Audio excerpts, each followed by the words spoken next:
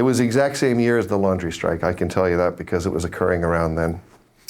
And the Alberta government, under Ralph Klein, had typically raised a bunch of balloons about reinstituting. They're going to get tough with criminals and tough with inmates, and they're going to get tough on law, and they were going to institute chain gangs, just like down in Alabama, forgetting that Alabama doesn't have 40 below, and they have 40 above. Not that I promote chain gangs in Alabama either. But they were going to institute chain gangs and put these inmates in their place. Whether or not you agree with the concept of chain gangs, certainly under many human rights laws, we have an obligation to look after inmates and look after their health and safety.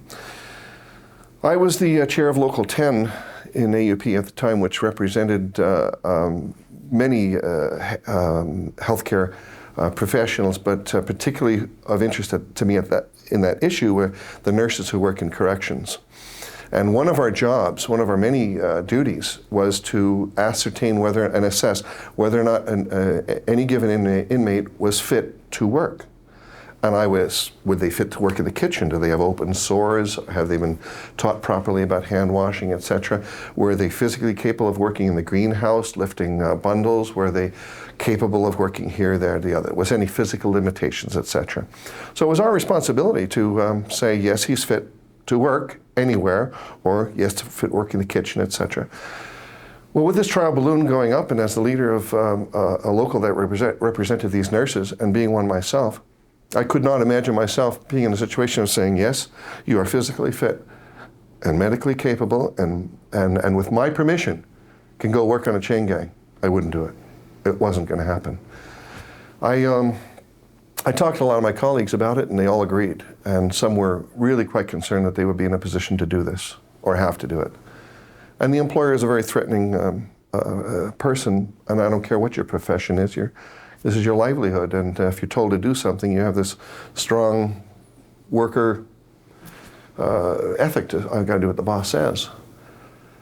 That gave me a great deal of concern, and I solicited both the support of my union as well as my professional association at the time, and I got some documentation, and I assured my colleagues that you are a member of the AERN, which subscribes to the United Nations and their treatment of prisoners, and putting prisoners in chains, which would endanger themselves. Just tying inmates together is a danger to each other. It also endangers the guards. Never mind the fact that the chains were going to be a factor in the cold weather, causing sores, irritation, etc. And it's inhumane. It's inhumane. And under the United Nations Charter, and the ICN, the International Congress of Nurses, subscribes to it. It says that putting people in chains to work is a violation of that charter.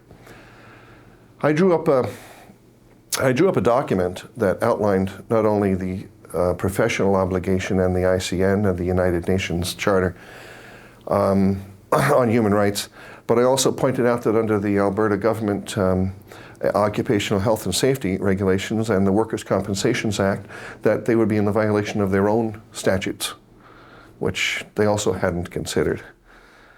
And through the help of my union at the time, after I had put this document together, I had some people distribute this to each and every MLA in the province at the time, the night before the Conservative caucus was going to vote on the issue. And they did. They voted on this issue in closed quarters.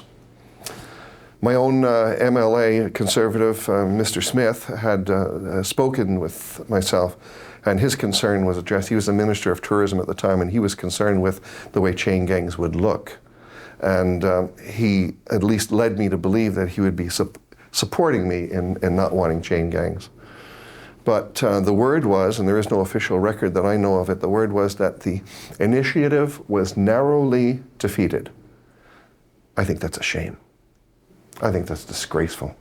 That it was narrowly defeated tells me that people voted to put people in chains. I'm proud of my initiative, and I'm proud it didn't come out. And like you say, I hope 50 years from now nobody's hearing about chain gangs.